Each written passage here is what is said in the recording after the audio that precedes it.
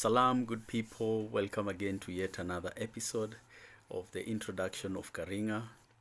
Karinga, a clarion call of an egalitarian national movement with a very unique African philosophy, principle, and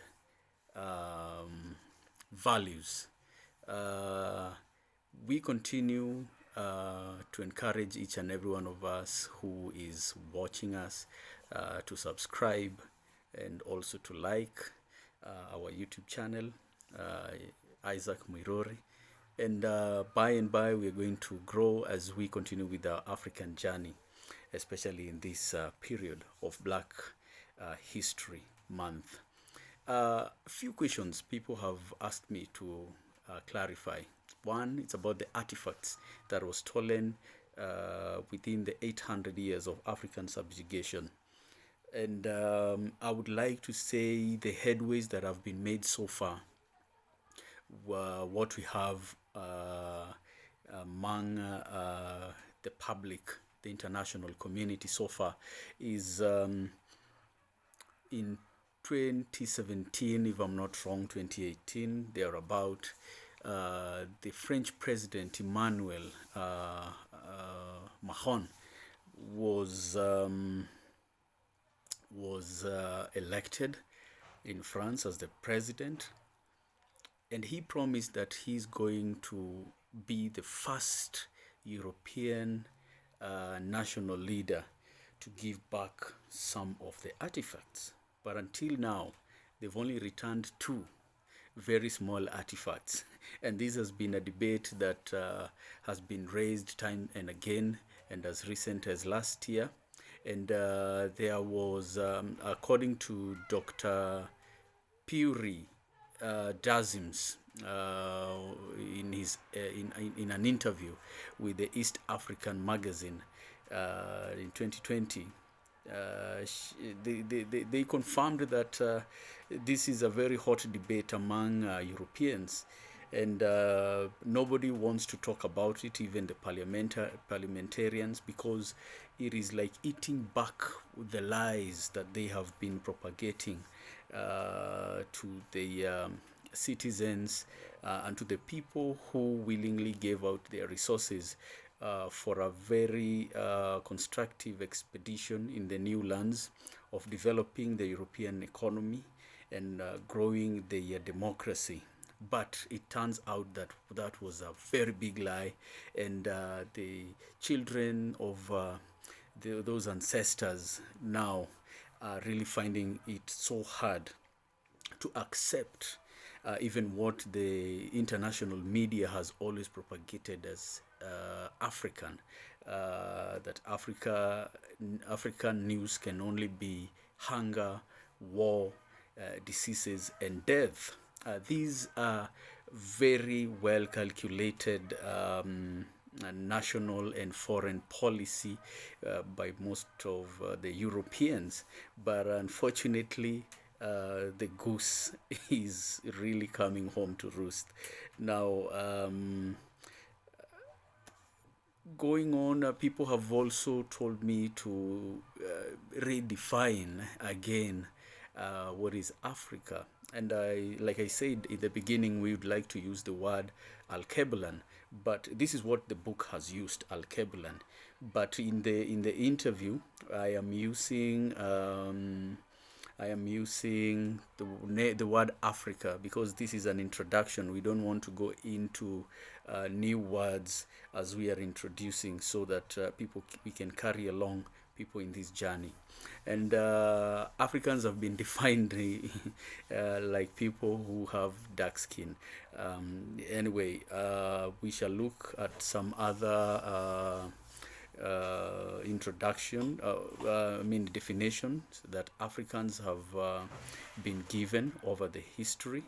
And we are going to also look at what Africans themselves consider themselves as. So as we continue, Africans are not people with melanin. This is misinformation and a misconception that has always been around, peddled by people who have a different skin pigmentation. And I would like us to remember that Africans also include people who are of Asiatic origin and who are of European origin in the modern history. But before the modern history, Africans, like I said, are not only people with enough melanin to help them adopt physiologically and morphologically in the African tropical environment. Everybody has melanin, including white people. What is the difference? And a lot of scientists have tried to explain is that the reason why people turn black or dark when they experience sun, a very hot sun, they give their skin react to the UD rays, and so it is a protection, a biomechanism of the skin protecting itself from the sun rays radiation. And so Africans have always been defined as people with dark pigmentation, with woolly hair, with full lips, and to some extent, people who are have full figure, and so curves and so on and so forth. So these are the questions that people have asked me to try and clarify so that we can be on the same page in as far as the Africans we are talking about. So we are looking at history before the modern history, where we have, like for example, we have a Kenyan Somali, we have a Kenyan Indian, we have a Kenyan European, and we have people whom we used to call in America Black Americans or people of color. We have like in America we have Latinos and so on and so forth. Now, the advantage of having excessive or a great production of melanin is actually protecting your skin. It protects your skin from, like I say, the UD rays, and also from aging quickly. So people with excessive melanin age 10 times lower with those who produce very little. And there is a reason to that, and like I said, is just an adaptation.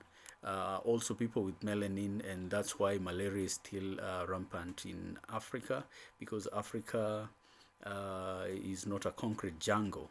We have very many natural features that are still in their natural state, and all natural organisms and animals still find a safe haven in African ecosystem.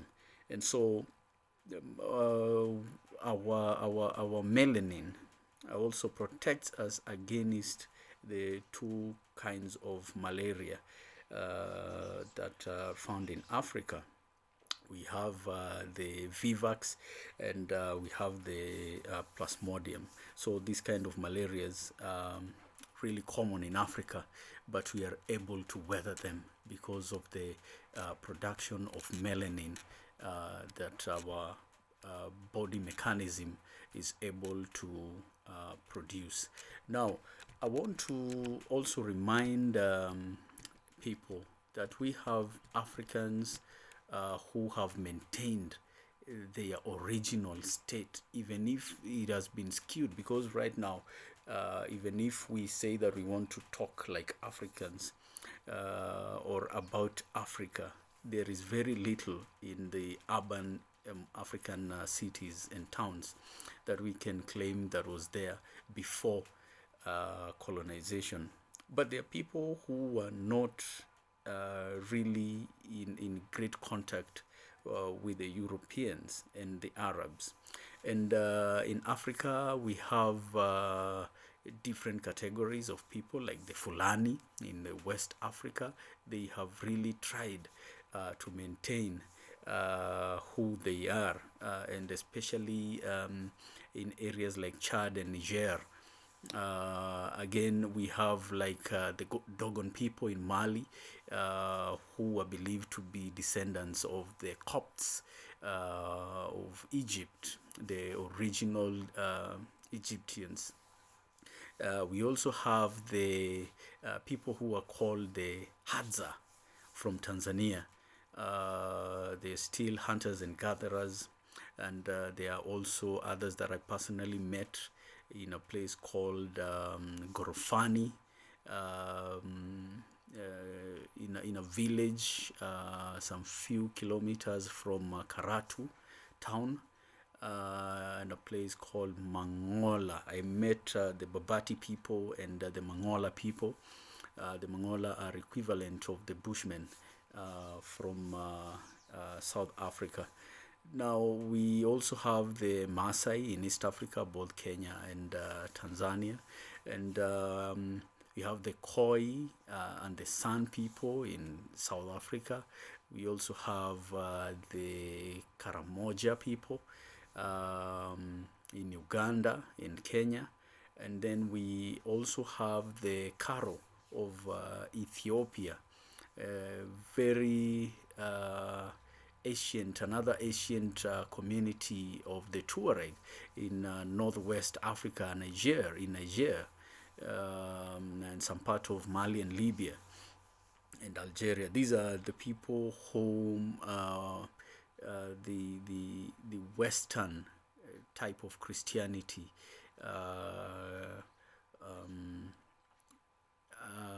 encountered.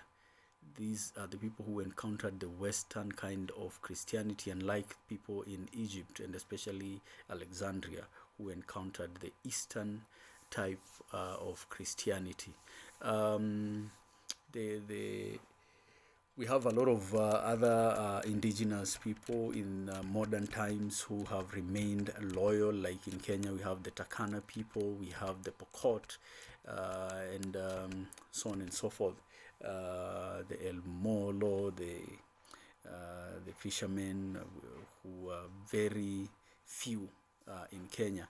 And in places like Namibia and Angola, we have the Himba people, and the Pygmies in Congo.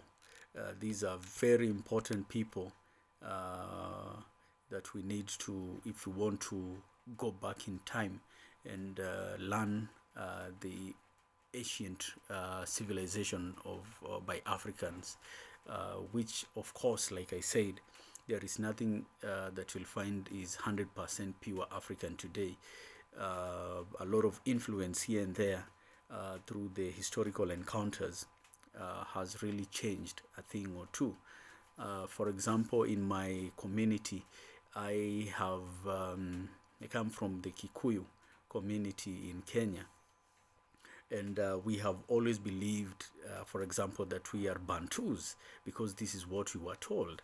But DNA test has confirmed that most of Kikuyus are half Bantus and half Kushites.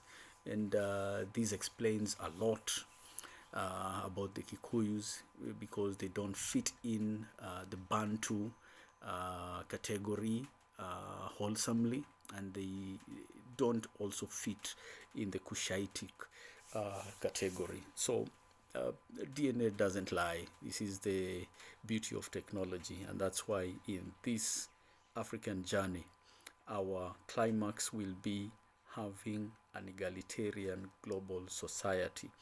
The question is, how are we going to have it with all the bad things that are happening, a lot of division around the world, a lot of nationalism that is coming back, and so on and so forth. I would like to give hope of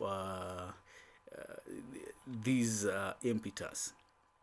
Recently in Africa, despite the fact that there was a court case in the International Court of Justice that failed about the reparation of a community in Rwanda, but among the Mau Mau in Kenya, they have been given some reprieve and a little compensation, and so that heightened tension has really toned down.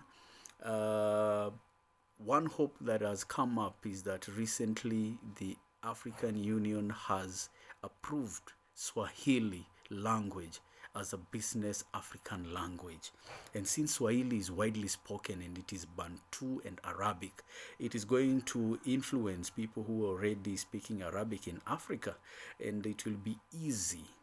And the Bantus, who are the majority of the people in Africa. And so Swahili is going to go a long way, and this is a new dawn for Africa, having a lingua franca that is not colonial in either way. It is so free and African in the making. And so I'd like to appreciate and laud the AU for this move, and thank you to the Vice President of Tanzania for pushing this. We're going to reach there. We're going to encourage you guys to be African, to uplift and uphold who you are, because, like I always say, you are the parent of all races. So have a good time and enjoy your good life and the purpose here on this world. Have a nice one, and always protect our families and our neighbors.